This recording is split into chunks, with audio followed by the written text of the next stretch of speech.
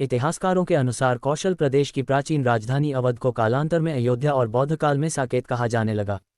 अयोध्या मूल रूप से मंदिरों का शहर था। हालांकि यहाँ आज भी हिंदू, बौद्ध एवं जैन धर्म से जुड़े मंदिरों के अवशेष देखे जा सकते हैं। जैन मत के अनुसार यहाँ आदिनाथ सहित 5 तीर्थंकरों का जन्म हुआ था। बौद्ध मत के अनुसार यहाँ भगवान बुद्ध ने कुछ माह विहार किया था। अयोध्या को भगवान श्रीराम के पूर्वज विवस्वान सूर्य के पुत्र वैवस्वत मनु ने बसाया था। तभी से इस नगरी पर सूर्यवंशी राजाओं का राज महाभारत काल तक रहा। यहीं पर प्रभु श्रीराम का दशरथ के महल में जन्म हुआ था। महर्षि वाल्मीकि ने भी रामायण में जन्मभूमि की शोभा एवं महत्ता की तुलना दूसरे इंद्रलोक से की है। धन धान्य व रत्नों से भरी हुई अयोध्या नगरी की अतुलनीय छटा एवं गगनचुंबी इमारतों के अयोध्या नगरी में होने का वर्णन भी वाल्मीकि रामायण में मिलता है। कहते हैं कि भगवान श्रीराम के जल समाधि लेने के पश्चात अयोध्या कुछ काल के लिए उजाड़ सी हो गई थी, लेकिन उनकी जन्मभूमि पर बना महल वैसे का वैसा ही था। भगवान श्रीराम के पुत्र कुश ने एक बार पुनः राजधानी अयोध्या का पुनर्निर्माण कराया। इस निर्माण के बाद सूर्यवंश की अगली 44 पीढ़ियों तक इसका अस्तित्व आखिरी राजा महाराजा बृहद्बल तक अपने चरम पर रहा। कौशलराज बृहद्बल की मृत्यु महाभारत युद्ध में अभिमन्यु के हाथों हुई थी। महाभारत के युद्ध के बाद अयोध्या उजड़ सी हो गई, मगर श्रीराम जन्मभूमि का अस्तित्व फिर भी बना रहा। इसके बाद यह उल्लेख मिलता है कि ईसा के लगभग 100 वर्ष पूर्व उज्जैन के चक्रवर्ती सम्राट विक्रमादित्य एक दिन आखेट करते करते अयोध्या पहुंच गए।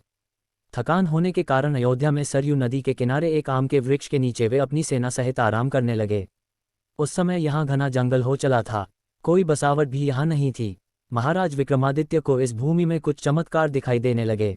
तब उन्होंने खोज आरंभ की और पास के योगी व संतों की कृपा से उन्हें ज्ञात हुआ कि यह श्रीराम की अवध भूमि है। उन संतों के निर्देश से सम्राट ने यहाँ एक भव्य मंदिर के साथ ही कूप, सरोवर, महल आदि बनवाए। कहते हैं कि उन्होंने श्रीराम जन्मभूमि पर काले रंग के कसौटी पत्थर वाले 84 स्तंभों पर विशाल मंदिर का निर्माण करवाया था। इस मंदिर की भव्यता देखते ही बनती थी। विक्रमादित्य के बाद के राजाओं ने समय समय पर इस मंदिर की देखरेख की। उन्हीं में से एक शुंग वंश के प्रथम शासक पुष्यमित्र शुंग ने भी मंदिर का जीर्णोद्धार करवाया था। पुष्यमित्र का एक शिलालेख अयोध्या से प्राप्त हुआ था, जिसमें उसे सेनापति कहा गया है तथा उसके द्वारा 2 अश्वमेध यज्ञों के किए जाने का वर्णन है। अनेक अभिलेखों से ज्ञात होता है कि गुप्तवंशीय चंद्रगुप्त द्वितीय के समय और तत्पश्चात काफी समय तक अयोध्या गुप्त साम्राज्य की राजधानी थी। गुप्तकालीन महाकवि कालिदास ने अयोध्या का रघुवंश में कई बार उल्लेख किया है। इतिहासकारों के अनुसार 600 BC अयोध्या में एक महत्वपूर्ण व्यापार केंद्र था। इस स्थान को अंतर्राष्ट्रीय पहचान 5वीं शताब्दी में ईसा पूर्व के दौरान तब मिली, जबकि यह एक प्रमुख बौद्ध केंद्र के रूप में विकसित हुआ। तब इसका नाम साकेत था।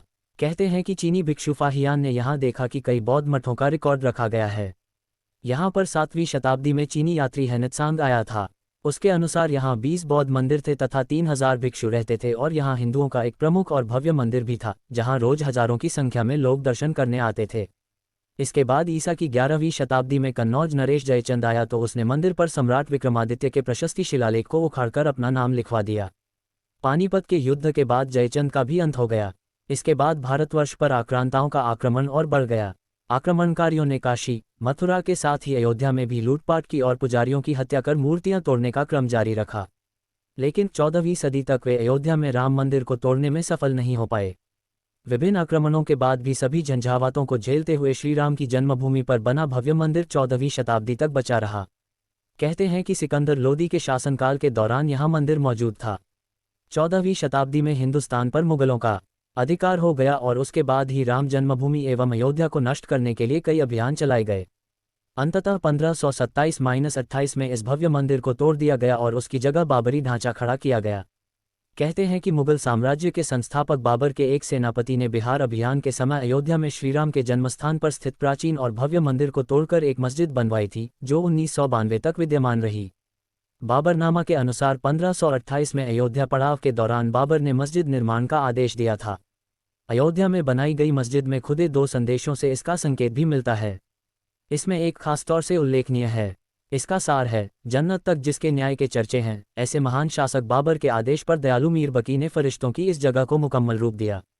हालांकि यह भी कहा जाता है कि अकबर और जहांगीर के शासनकाल में हिंदुओं को यह भूमि एक चबूतरे के रूप से सौंप दी गई थी, लेकिन क्रूर शासक औरंगजेब ने अपने पूर्वज बाबर के सपने को पूरा करते हुए यहाँ भव्य मस्जिद का निर्माण कर उसका नाम बाबरी मस्जिद रख दिया था।